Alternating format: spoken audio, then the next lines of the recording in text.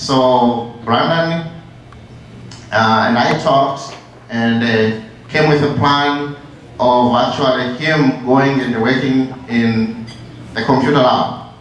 So Brandon did. A few months later, he packed everything and he went to Tanzania. And he stayed there for, the plan was to stay 7 months, but it was so good for him, he added more months and stayed for 9 months.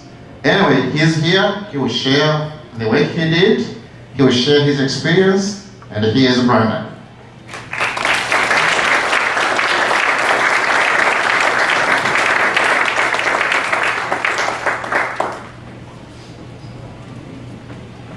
I'd like to ask all of you to think back, maybe to when you were a child, when you were a teenager, a young adult, and think about the people that you met in unexpected ways. Ways that would influence you later on down the road to open up opportunities that you had no idea were even possible. A really good example was brought up by Evaristo with the Jacobsons. They took him in, they brought him to the US.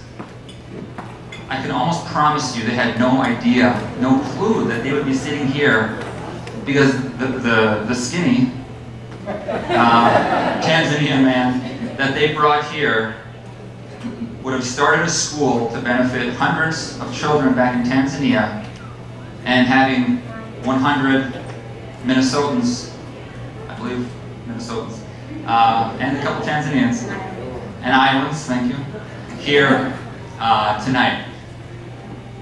It's the idea of connection. It's the idea of not just how we connect and that we connect, but the ways in which our connections lead to things that we have no idea what it might lead to, no idea what it might blossom into. And again, that Jacobson and Evaristo example is wonderful. So is the example of me knowing Bob Donnelly and him saying, hey, you're interested in going to East Africa? I know Evaristo. I've been considering East Africa. I tutored some Somalians in St. Paul. I met a couple of people from Kenya, and East Africa seemed to be calling. Well, Evaristo was the sort of the last straw, and it paved the way for the best opportunity I had to live somewhere completely different, and that was my goal. And I'm happy to say it worked out well for everybody. We indeed met at P.F. Chang's. He said, we need help with computers. So I said, well, let's see what I can do. I went back and I started an online fundraiser for the computers. Meanwhile, all of you went to work along with the board to help start the building, the computer lab. And that's how I arrived to Tanzania. And the talk that I'm going to give tonight is about the connections. The connections that start here, that because of the connections there, we have the connections that we have here tonight. The connections that I established out there, the connections I established between the students there and students here. It's all about connecting, and even more so, it's all about what those connections lead to. Rooms like this, for instance. So I'm happy to start a year of connections. I'm going to first connect you with Tanzania, because let's face it, some of us aren't that familiar with the area. I wasn't until I moved out there. That's Tanzania there, of course, the country in red in southern Africa. And that's it close up. I arrived on January 25th of last year, flew into Dar es Salaam, the largest city in Tanzania, took the 9-hour trip on their nicest 2-lane highway into the interior to Iringa, a city of 80,000 without a single traffic light. And yet that wasn't it. I had to take another bus, which was actually an old ambulance from Japan, get it out, and turned into a bus, on the dirt roads for 30 kilometers, which is an hour-plus ride in that neck of the woods. And on January 25th, I arrived at Magulilwa Area Secondary School. It is absolutely beautiful. So I'm going to start now by connecting you with life there, and then dig into what the activity was when I was there. So you pull up, and this is the school. Zoom in on the sign, Karibu, welcome, Shule ya Secondary Magulilwa, which I'm sure most of you can translate. So I go back here, if you walk straight in and go to the right, you'll hit teachers' housing. And this is the teacher's housing right here. Now this is actually headmaster's housing, and that's where I stayed. There was a shortage of teacher's housing there, so he had to give up one of his rooms for me. And this was the room that I stayed in. Which, for a school there in Tanzania, in rural Tanzania, this was nice. Minus the spiders and the mouse that like to run down the pole here near my head. But it was friendly, I mean, it's okay. If you walk out of the room and to the left, this is what it was like to take care of your daily business in that part of the world. It's not flattering, but it's not posh, but it's how things are done there. This is the shower room, and this is where you put your water. Grab a bucket there, grab a cup full of water, pour it over your head, and you soak yourself down, and that's a bucket shower in Tanzania. If you had someone there to help you, or if you did it yourself, you would have it heated for you. Most people did not have hot water. I, of course, demanded it. And thankfully, Mama Diana was there to help me with that. There she is using the coal burner not for water for me, but for beans, and making a meal, which this is a super typical meal. Beans, greens, and ugali. Do we know what ugali is? Yeah? Okay. Well, for those who don't, ugali is this, it's made from corn flour, and it ends up being this like mashed potato consistency. You take it in your hand, you knead a golf ball size of it, put your thumbprint into it, dip it in the beans, dip it in the greens, put it in your mouth, and that's Tanzanian cuisine. This is Headmaster Mgungola. Now something should be said about him, because I heard stories from other Peace Corps volunteers that headmasters and other administration in the country aren't always the most up and up. They can be corrupt, they can be violent, and hitting students is not uncommon. He wouldn't lay a hand on a student, nor could I see him doing anything crooked. He was a very kind, fair, but stern man, and the school's lucky to have him. Here's a couple of teachers, and as you saw in the video, there's the bell, clanged with an iron bar between classes. This is the dining hall. Here's some cows from the village that just sort of wandered in and grazed on the grass. Less grass for us to cut, that's okay. And these are the students in the dining hall, having their ugali, beans, and greens twice a day, every day. And it doesn't bother them one bit. They would probably say to us, well, we sleep on the same bed every night, so why not have the same meal every day, twice a day? Teachers' housing. There were 9 male teachers living in this quarters, the entire size of it. 2 to a room, so it was quite tight for them. This is the girls' dorm and the village cow. Classroom. They always thought it was cold there because it was on a plateau, and at night it would go down to the cool temperature of 60 degrees. So they wore sweaters. And later when I talk about pen pals, I'll just foreshadow that by saying that the students would constantly write to their Minnesotan pen pals and tell them how cold it was in Tanzania. They live there and they do work there. So here are the boys cleaning out their dorm, and here are the girls gathering water for laundry, maybe to clean their dorm, maybe to bathe. It wasn't all work. They had fun too. Here they are on break. But I wasn't there to just observe. I was there to participate. And my job was to build or to start the computer program. When I arrived, this is what the computer lab looked like. And these were the guys who were building it. Now that meant that I couldn't put the computers in the lab. I had arrived with 12 laptops in my suitcase and a couple of large cardboard boxes. And so what we did was we put them in a room up by administration, which wasn't big enough for the amount of computers we had in there, but you do what you have to do. And we squeezed them all inside. We had 10 new desktops donated from a company in China, Huawei. And I believe they made those stands. A carpenter nearby, I think they commissioned a local carpenter to make those computer desks. And then we even used some of the cardboard boxes I brought with to hold the laptops. Make do with what you have there.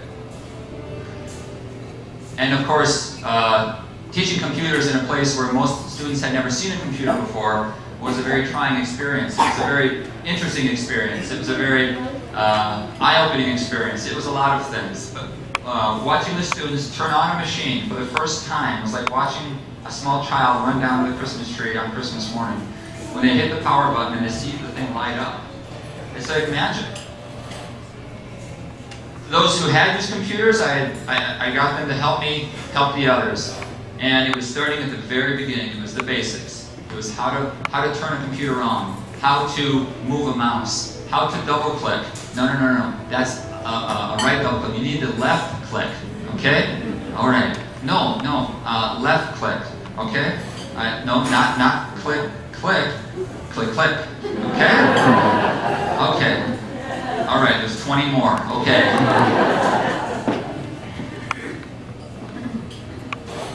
I didn't have as much patience as I needed, unfortunately. But I got to see where my patience was and how to get better at it. And I did. And they learned a lot. They were young. They were quick learners. And before long, they were turning on the computers by themselves. They were navigating Windows. They were opening up Microsoft Word, and we were teaching them how to type. And on we went for the next month. Well, about a week later, this is what the lab looked like. They had some doors on it.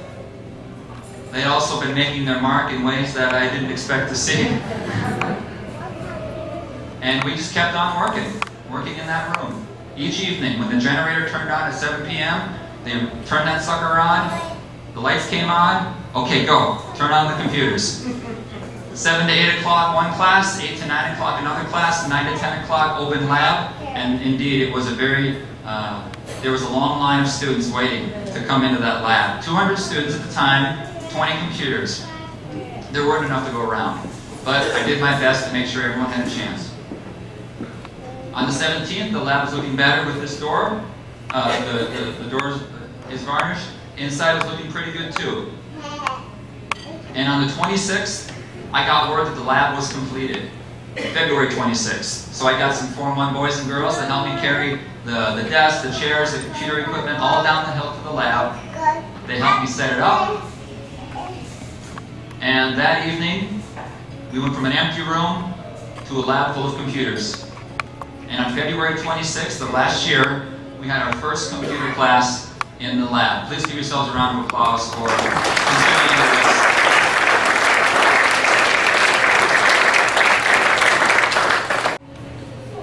My next connection to talk about is how I was able to keep the interest in the computers. Because let's face it, if you're typing and you're just typing to type, you sort of wonder, why am I doing this? It's cool.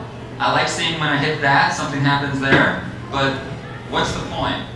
Well, I established a connection between students at Tanzania and students in Minnesota. I'd been a substitute teacher in Minneapolis in the months prior to my arrival to Tanzania.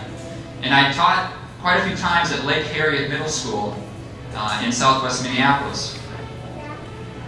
So before I left to Tanzania, I asked the school administration if they would let me connect students at their school with students in Tanzania. And a social studies teacher by the name of John Wood said, yes, that would be a very good idea. So he asked this class if any of them wanted to have a pen pal in Africa. And several of them raised their hands and said yes, as did several of my students in Africa, in Tanzania. So the second connection I want to talk about is connecting students across the ocean. When I got the list from John Wood about which students he had in mind or that had volunteered, I had the students in mind that had volunteered in Tanzania, and then I spent the day with them pairing them up.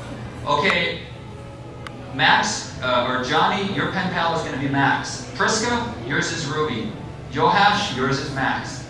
And we had them all paired up, and then I talked to them about what you should write to your pen pal. Well, write about yourself, and then ask them some questions. I wanted to get them interested, get them asking questions. It can be tough sometimes to get adolescents to talk, and so I spent the day encouraging them to do that. And it was about a few weeks later when I got a package in the mail. This was from my brother. My brother was a teacher at Rockford Middle School, Rockford about an hour west of here, northwest of here. And he got some students at his school interested, and instead of sending an email of their names, they actually sent pictures of themselves to our school. And these are the students in Tanzania holding up pictures of their pen pals. It's hard to see if you're in the back, but they're holding up pictures of their pen pals from Rockford. Gerald also sent some squishy balls, some bouncy balls from Rockford, and then some pins. The kids, of course, love playing with the ball, And the administration, surprisingly, really liked the pins. So we put them on. Now the students in Tanzania, they wanted to return the favor. They wanted to send their pictures back to their friends in Minnesota. So I took all their pictures, and by the way, how this worked, we didn't have internet in Magalua, so what I would do is have them all write an email or attach a picture to an email on one computer, on one laptop, on a webmail client, that might be the right term, and then they would all write their emails on one machine that I would take to Iringa on the weekends, from which I could send and receive emails from just that one email account. And then I would print off emails that I received, send those that were written, take the computer back along with the printed off emails, and then give them back. So it took 1 or 2 weeks to get an email back and forth. But it worked. And students in Tanzania were able to get their pictures taken and send their pictures to their pen pals in Minnesota. They also got their hands on my fedora, which is kind of funny how I got it. I got it in Magalua. I didn't imagine there would ever be a fedora in Magalua, but there was a monthly clothing market or sale that went through the village once a month. And they had a fedora, and so I was like, okay, that's cool. So I bought it, and I liked it. Well, the students liked it too. So they posed with it and sent pictures of themselves in fedoras to their pen pals. And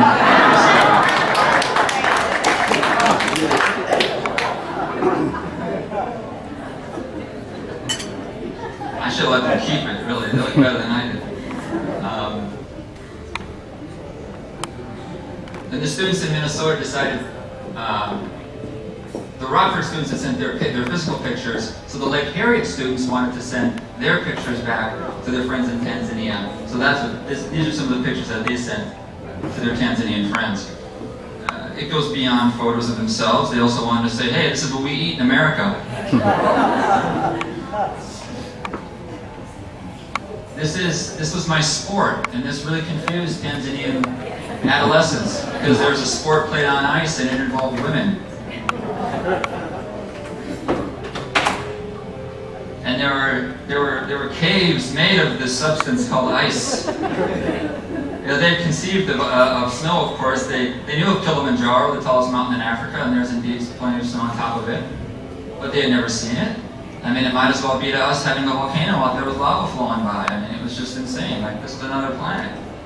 And in fact, you might think this is another planet when you think about how last year, around this time, it looked like this outside. And this was a picture sent to the students in Tanzania saying, hey, we just got a bunch of snow in April in Minnesota. But it was the pictures that,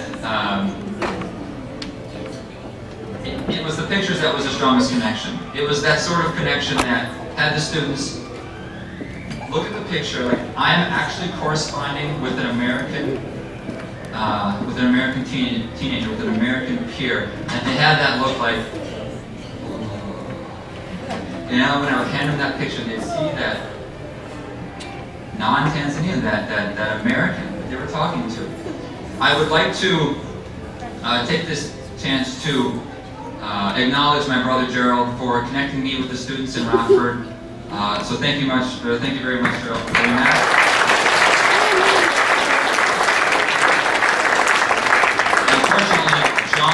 Wood of Lake Harriet Middle School was unable to come, but he did write an email thanking me for the opportunity and for the opportunity for his students to learn from it. And then he said, but Brandon, I did get a message from one of my students, and this was just sent the other day. And he wanted me to read it for you tonight. It says, hi, Mr. Wood, this is Mara. So this is one of his students from last year. He says, hi, Mr. Wood, this is Mara from your last year's class. I wanted to tell you that I'm still communicating with the pen pal you gave us last year. Over the summer, I sent him a package to Tanzania with Evaristo, a contact here in Minneapolis. Waycliffe, my pen pal, got my package and sent me an email about it. So here's Waycliffe returning the message to Mara. Hi, Mara. I hope you're fine. I was very busy with tests in our school. I did my tests well. I got 75% on mathematics. By the way, how are you? How is your vacation? I'm very happy, and thanks for your package. It got here safely. God will bless you. Also, my classmates are very happy to get the pencils I provided to them, one to each student.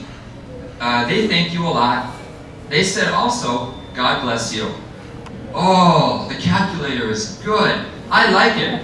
I will be using it in solving mathematics. Now I will make sure that in mathematics examination, I get above 80%. Also, about the candies which you have gave me, they are really sweet.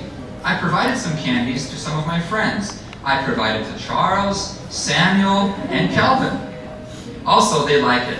A flash disk is nice too. I'm very happy. I like it. Now I will be able to keep a lot of gospel songs and movies like Resident Evil.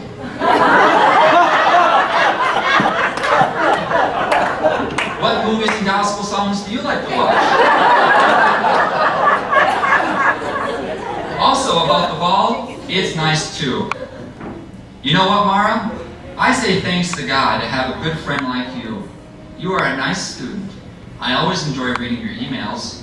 Okay, thank you very much, Mara. Have a good day, and pass my greeting to your mom and dad.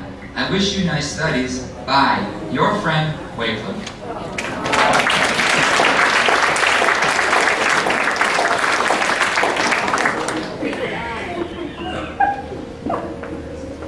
The connection is just the introduction. It's that which comes from the connection that's really important. These students had their worlds blown open by these emails. It's like having a room where you have a flashlight and then suddenly having a dark corner that you didn't even know was there lit up, and suddenly you can, your world has extended by that much further, and now their world went far beyond the grounds of the school, far beyond even where they were from, an hour, 2 hours, even 10 hours away from the school in Tanzania. It went outside of the continent. It included the United States. The third connection I'm going to talk to you about is a connection of information. Now, these students did not have internet. And for most of the students, those who were not pen pals, I was hoping to get them more involved with the lab as well. So I teamed up with the connection I made in Iringa, a Californian named Austin on the right. And he's very good with computers. He headed out there by himself. He wanted to start a business in Africa. So there he was, a very ambitious young man. And he was good with computers. I had also made a connection with a woman who worked for Peace Corps, some other kind of volunteer work, and she knew of this program called RACHEL, which stands for Remote Area Community Hotspot for Education and Learning. It's an offline program that has on it Khan Academy videos, which are these educational videos. It has Wikipedia, and it has a host of other softwares offline on a hard drive. It's hundreds of gigabytes. It's a very large program. Me and Austin set that up on a server on a dedicated laptop, and then we bought Ethernet cords and hooked them up to all the computers. So all the students now had access to this information, and they had access to it through the computer's browser. So it was just like they were on the internet, only of course they weren't. But they went on, they turned it on, they opened up Google Chrome, and then they searched for whatever they wanted on the Wikipedia. And of course they searched for things like sports, but we do the same thing here, right? And actually here are a couple of boys reading about Canada. And this is Headmaster Ndongola. You can't read that, but he's reading about Jerusalem. So that was a really cool connection. And it was also made easier to teach whenever Riso sent me the technology of a projector.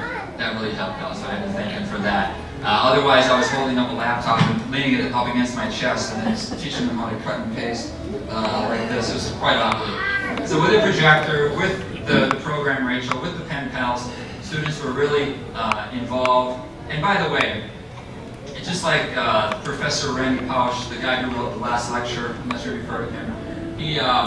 His theory on education is that it's great to teach someone a skill. It's even better if you can teach them that skill and they don't even know that they're learning that skill, right? So we have these students interested in their pen pals. They want to discover, they want to share about themselves. Meanwhile, they're learning how to type awful fast.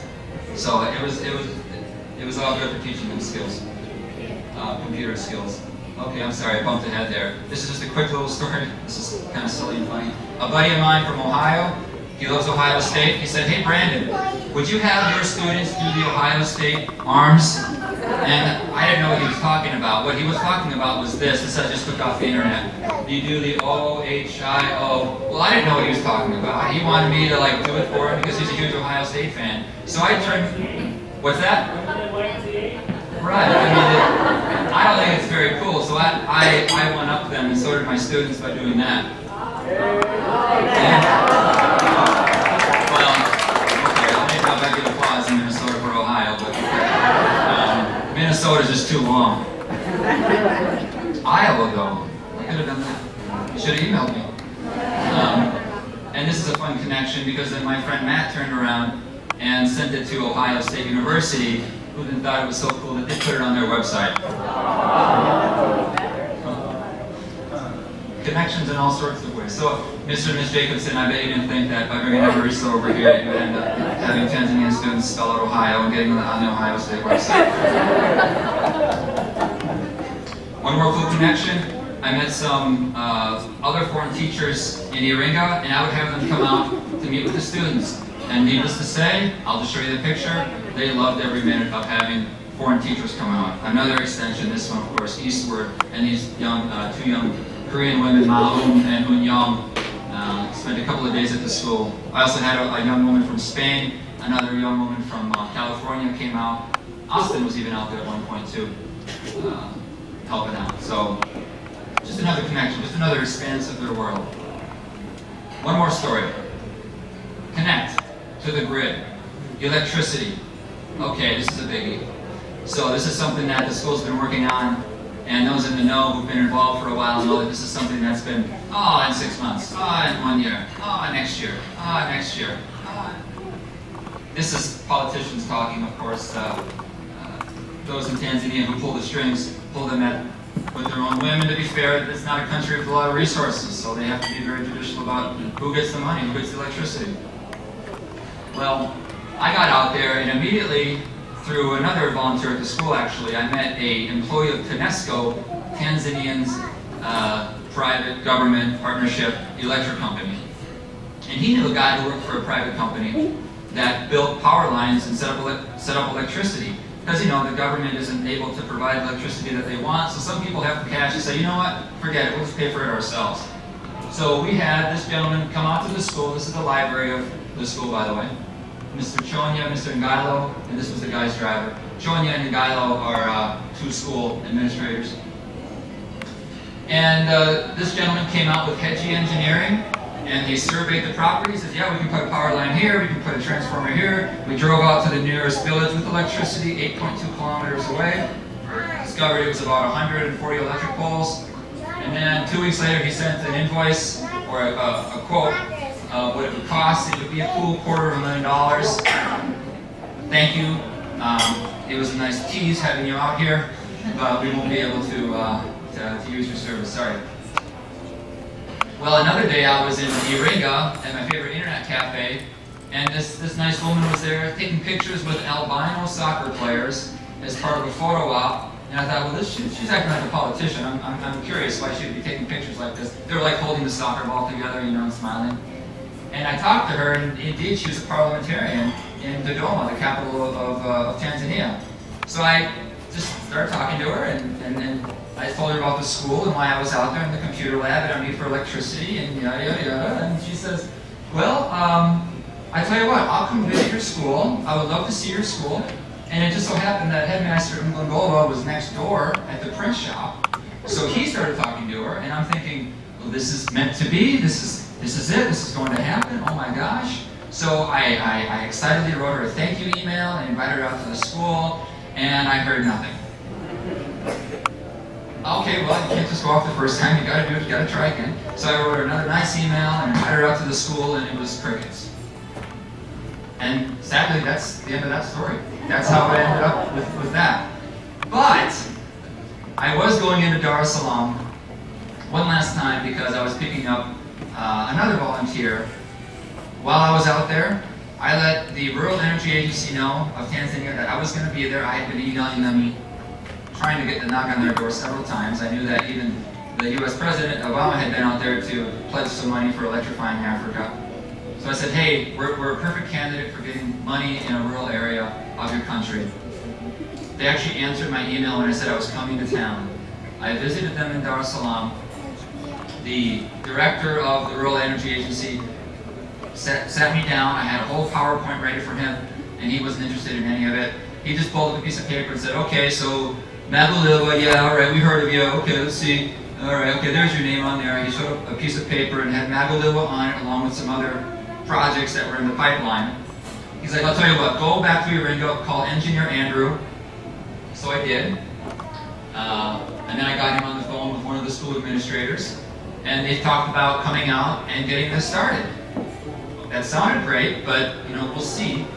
And indeed, one day, 2 weeks later or so, it was August of just this last year, I was at the school. It was another quiet, normal afternoon, laying in my bed reading a book, and then I heard a semi-truck. And that's a noise that really sticks out in a village in Africa. And the sight stuck out just as much.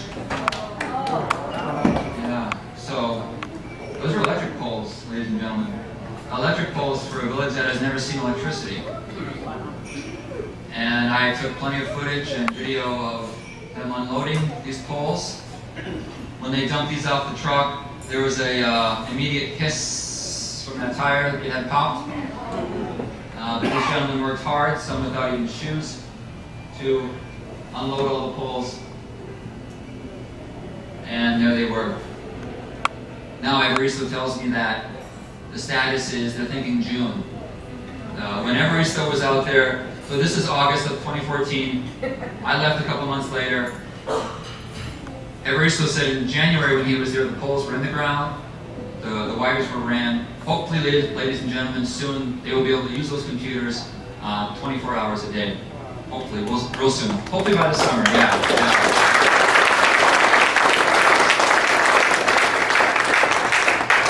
So I'll wrap up my presentation on connections by talking about the most vital and important and meaningful connection of all, and that is the connection that we have with one another. Not only is the connections we have with each other the result of the computers and the electricity and the flights, but it's those connections that motivate the technology.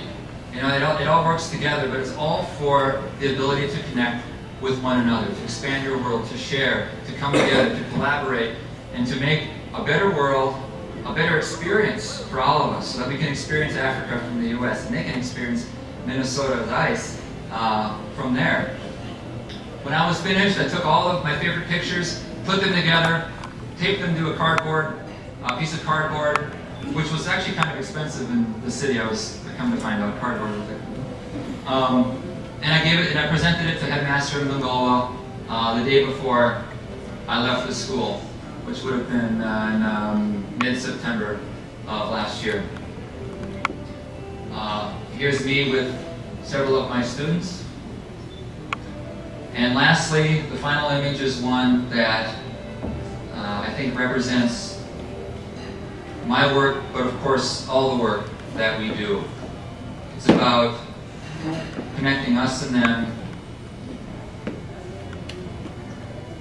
I like to say that as volunteer and outreach coordinator for the school or for the board, if you know anyone who wants to have an experience like this, or the chance to have an experience like this, so please reach out to Evaristo or myself or anyone on the board, and they indeed may be able to have an experience like I did out there, and to connect with the beautiful people in that beautiful continent called Africa. Thank you very, very much for all the support you provided from day one to come to this moment and to continue to grasp hands with people so far away that we may come together and make a better, stronger, more enjoyable world for everyone. Thank you.